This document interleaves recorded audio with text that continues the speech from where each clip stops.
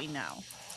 I definitely think that this family seems like some kind of single family cult, although it is hard to tell. 16 children were found living in a 12 by 12 room. Some could not speak. One was in critical condition. That is not a line from a disaster zone. That is the official record of what Ohio authorities discovered on June 30, 2026, inside a century-old home in Hamden, Vinton County. 4 adults now face 16 counts, each of felony child endangerment. But the question this case forces us to ask is not simply whether the children were abused. The question is whether the Siders family functioned as something far more sinister, a single-family cult. Before we go deeper into what the documents actually show, make sure you're subscribed to Endless Cryme, because we don't just cover the story, we follow the evidence. Picture a house, not a compound, not a fortress, a rental house in rural Ohio. Now picture 16 children, ranging from 17 months to 18 years old, packed into a single 12 by 12 room. The floor covered in human waste, garbage piled everywhere, 2 children airlifted to the hospital, 7 others hospitalized. The Vinton County Sheriff said, and this is a direct quote, "Most of our livestock is kept in better condition than the children." That is the visual anchor. That is the image that must not be forgotten. Because what happened inside that room did not happen overnight. It happened over years. And it happened with the full participation of 4 adults who, by all accounts, presented to the outside world as a family. The official narrative is straightforward. 4 adults, Gary Siders, 73, Christina Siders, 67, Gary Siders, 36, and Elizabeth Siders, 33, were arrested and charged. They have pleaded not guilty. Their attorneys argue for presumption of innocence. But the evidence tells a story the official narrative cannot contain. Court records show that in March 2008, Elizabeth Siders married Gary Siders Jr. She was 15 years old. Her parents consented to the marriage. She was likely pregnant with her first child at 14. Over the next 18 years, she gave birth approximately 18 times.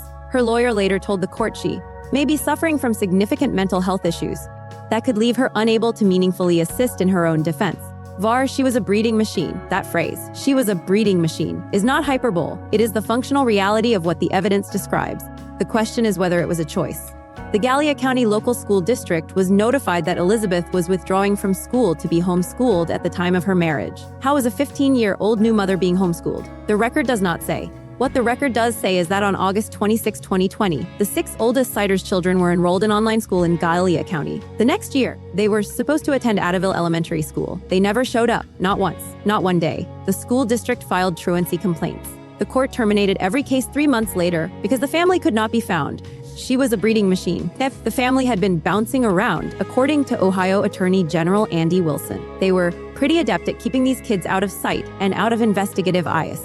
The children were not enrolled in school. The eldest child, at 18, is believed to be developmentally still a minor. Some of the children could not even speak. This was not poverty, this was isolation, this was control. Cult expert Daniela Mestinek-Young, who survived being born into the Children of God cult. Called the Children of God. The Children of God is the cult that used prostitution, religious prostitution, and ultimately promoted pedophilia amongst its members, all while posing as this just sort of evangelical, and later became a U.S. Army intelligence officer, climbing over the commune wall and going out into the world. We were in Mexico at the time, in order to see a boy. And big bad rule of cults is fellowshipping with the outsider. Usually, isolation is a big part of controlling people. And so I has analyzed the Siders case. Her conclusion, based on the available evidence, is direct. I definitely think that this family seems like some kind of single-family cult. She defines a cult simply as a group of 2 or more people using coercive and manipulative tactics to exploit you. So the very simplest definition of cult, I would say, is a group, which has to be 2 or more people. And you can have a 2-person cult, but it's a group that is using coercive and manipulative tactics in order to exploit you. A single family cult does not require a compound. It does not require a charismatic leader with a following. It requires a closed system, a worldview that justifies isolation, and a hierarchy that enforces it. In the Siders case, the worldview may have been religious. Christina Siders' Facebook pages were filled with crosses and depictions of Jesus. Some kind of worldview. There is always a worldview that you have to adopt. But the mechanism was the same: control of labor, control of bodies, which is usually for labor, for power, and for sexual abuse. All of which in the Children of God was going on. We were absolutely the labor, both inside the cult, like home maintenance. I was the cook at the age of 11. And the systematic erasure of individual identity. She was a breeding machine. In this case, I would definitely look at the mother labored 18 times, right? Like having children, raising children is a big part of labor that women are often doing in cults. I don't know enough to know, like it seemed like these children were mostly kept. Here is the ticking clock moment if a 15-year-old girl is married into a family. Somebody who's young and impressionable, a 14-year-old girl, maybe somebody who can be drawn in. Isolated from the outside world and forced to give birth approximately 18 times over 18 years. What exactly do we call that? Because the legal system calls it child endangerment. But is that really the right word? Or are we looking at something that the law, in its current form, does not have a name for? This is not just a political headline. This is a thriller unfolding in slow motion, with 18 years of evidence hidden behind a single door. The competency evaluations ordered for all 4 defendants add another layer to this forensic puzzle. Elizabeth's lawyer has requested both a competency evaluation and an evaluation for not guilty by reason of insanity. Competency means a person can understand the proceedings and assist with his or her defense. Insanity means a person did not understand the difference between right and wrong when the crimes were committed. The fact that defense attorneys, who are paid to advocate for their clients, have raised these issues suggests something profound. The defendants themselves may not have been fully aware of what they were doing. Or, more, they may have been so thoroughly conditioned by the closed system they inhabited that they could not recognize the harm they were causing.